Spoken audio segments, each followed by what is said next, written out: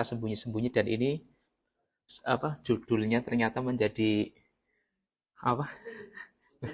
Kontroversi. Jadi kontroversi. Iya, betul. Kenapa menjadi kontroversi?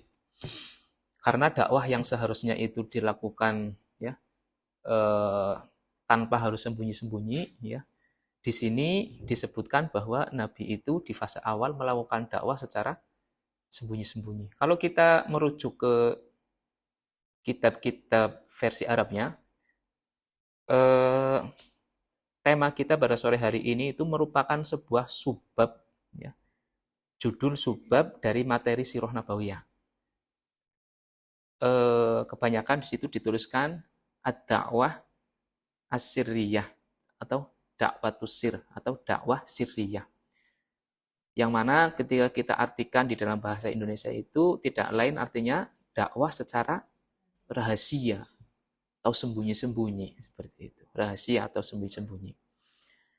Ketika kata rahasia ini kita bayangkan, ya, yang tergambar di pikiran kita itu kan kayak gini. Saya mengatakan sesuatu yang rahasia kepada Mbak Anissa. Kira-kira Mas Zaki tahu enggak sesuatu yang saya katakan? Enggak tahu. Karena ini rahasia.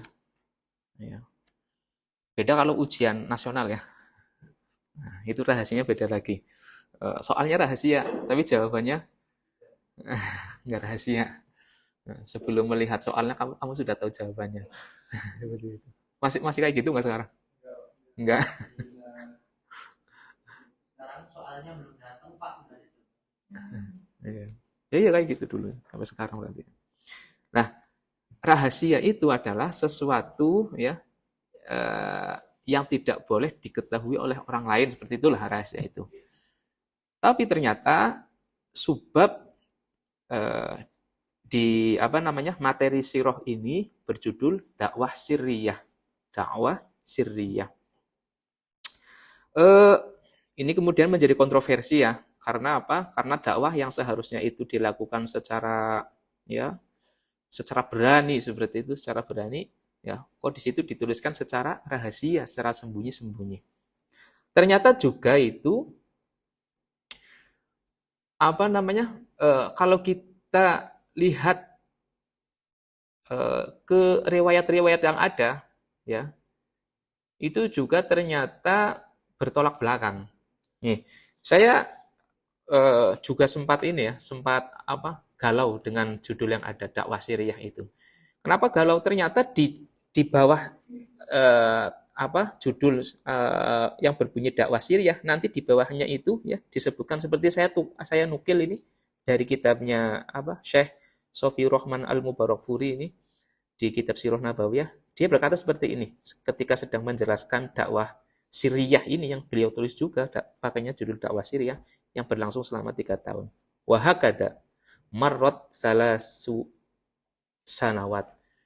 Demikianlah dakwah secara rahasia ini ya gitu berlangsung selama 3 tahun. Nih yang menjadi kontroversi, yang menjadi sesuatu yang kemudian dikritik itu. Wa dakwah lam tazal maqsurah alal afrod, ya. Dakwah ini hanya khusus ya, hanya maksurah itu terbatas ya. Dakwah ini hanya terbatas kepada afrod. Afrod itu individu-individu. Artinya enggak secara umum, kalangan umum enggak. Walam yajhar biha nabi. Nabi tidak mendakwahkan agama Islam ini ya, tidak mendakwahkan agama Islam ini fil majami' wan nawadi. Nabi tidak mendakwahkan agama Islam ini ya di tempat-tempat umum. Tempat untuk kumpulan itu, majami' itu tempat untuk kumpulan, nawadi juga tempat untuk kumpulan. Illa anaha, ini perhatikan, illa anaha urifat ladai Quraisy. Tapi meskipun dakwah ini hanya disampaikan terhadap individu-individu tertentu, ternyata urifat ladai Quraisy. Ternyata dakwah ini diketahui juga oleh orang-orang Quraisy yang lain, seperti itu. Ya kan? Ya, tadi kalau kita kembali ke makna rahasia, seharusnya hanya individu-individu tertentu ini saja yang tahu tentang dakwah Islam. Tapi nyatanya di sini dijelaskan oleh Syekh Sofiur Rahman Al-Mubarakfuri bahwa urifat ladai Quraisy, dakwah ini diketahui oleh orang-orang Quraisy seperti itu ya. Wa fasya dzikrul Islam di Makkah. Sehingga manakala orang-orang Quraisy sudah tahu ya, perbincangan tentang agama Islam ini ya mudah ditemui di sudut-sudut kota Mekah. Mudah ditemui di sudut-sudut kota Mekah. Ada orang duduk di situ yang sedang mereka bicarakan apa? Islam. Ini Muhammad ini lagi membawa agama baru. Dia sedang mengkampanyekan agama baru. Namanya Islam seperti itu. Itu jadi perbincangan hangat seperti itu di kalangan umat suku Quraisy seperti itu. Wa tahadatsa bihan nas ya, orang-orang banyak sekali membicarakannya. Waqad tanakkara lahu ba'duhum atau waqad yunkiru lahu ba'duhum. Nah, ini tadi menanyakan tentang respon ya. Sudah tahu kan tadi orang-orang Quraisy itu ternyata tahu bahwa Nabi membawa agama baru.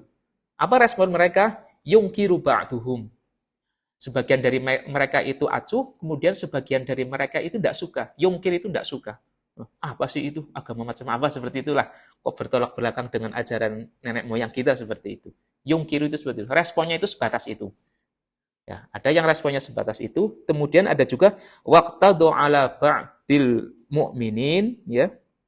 Waqtadu ala ba'dil mu'minin artinya ada sebagian mereka yang kemudian bertindak anarkis gitu. Sebagian, enggak semua. Illa annahum lam yahtamu bihi kasiron, tapi ya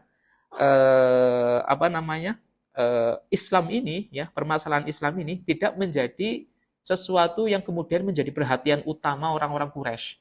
Ya, karena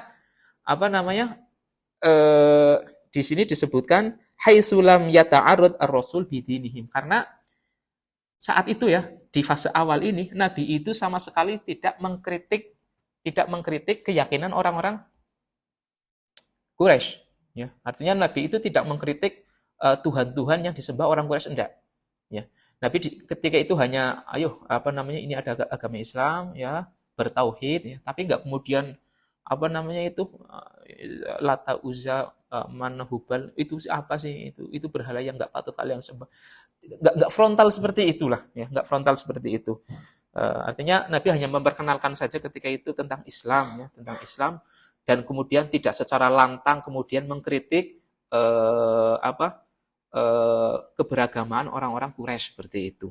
Nah, itu kenapa kemudian sepak terjang Nabi ketika itu tidak menjadi perhatian utama orang-orang Quraisy.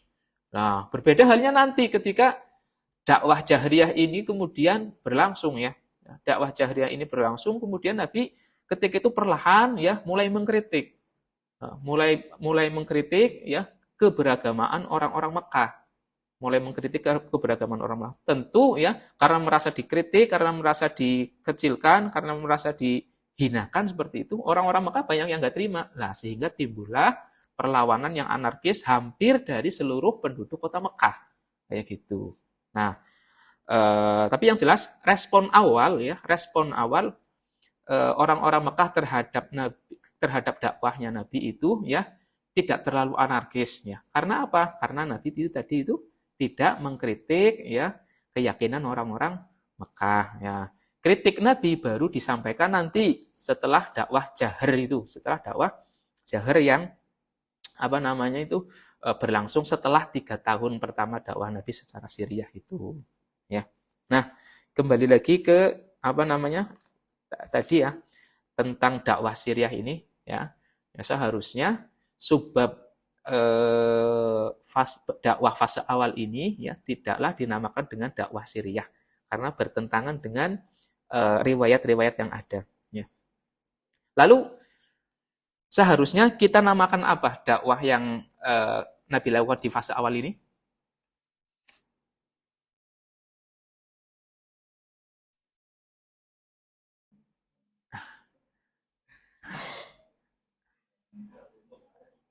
Tertutup. Tahap awal. Ada yang menamakan seperti itu. Dan kebanyakan ulama klasik itu menamakan subbab periode dakwah Nabi pertama itu dengan awwalu man dakhala fil Islam. Jadi kalau misalnya kita lihat kitab-kitab yang paling awal ya, seperti kitabnya Ibnul Qayyim seperti itu ya. Di situ yang disebutkan itu bukan dakwah sirriyah enggak, tapi awwaluman dakhala fil Islam. Ya, orang-orang yang pertama kali masuk Islam, baru nanti dijelaskan di situ bagaimana Nabi itu mendakwahi Khadijah, bagaimana Nabi itu mengajak Ali masuk ke dalam Islam, bagaimana Nabi itu bertemu dengan Abu Bakar sehingga Abu Bakar masuk Islam, seperti itu nanti dijelaskan di situ. Jadi tidak dengan dakwah sirriyah, tapi awwaluman subab, bunyinya awwaluman dakhala fil Islam, seperti itu. Ya. Terus apa lagi? Kira-kira apa lagi? Kalau dalam bahasa Indonesianya? Dakwah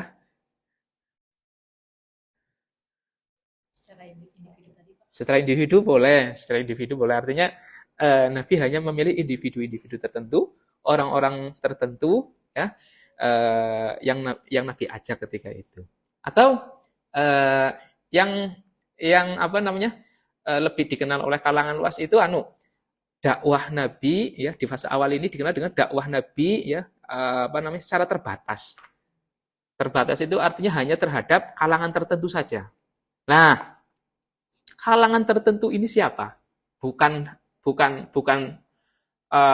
keluarga, bukan. Ya, jadi tadi kan disebutkan pertama keluarganya, kemudian teman-temannya enggak. Kalau misalnya keluarganya, Abu Thalib itu enggak termasuk orang yang pertama kali didakwahi Nabi. Abu Lahab apalagi kan enggak termasuk orang yang pertama kali didakwahi Nabi. Nah, di sini di periode awal ini Nabi itu hanya memilih orang-orang yang berpotensi besar masuk Islam. Di periode awal ini, Nabi hanya membatasi dakwahnya terhadap orang-orang yang berpotensi besar masuk ke dalam Islam. Nah, kalau perintahnya Gusti Allah itu di dalam surat Al-Mudatsir gimana?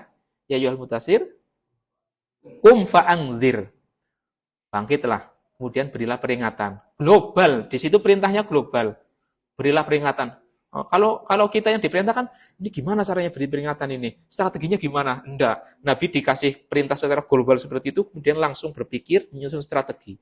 Oh, yang pertama kali saya akan lakukan adalah mengajak orang-orang yang berpotensi besar masuk Islam. Seperti itu. Nah, benar.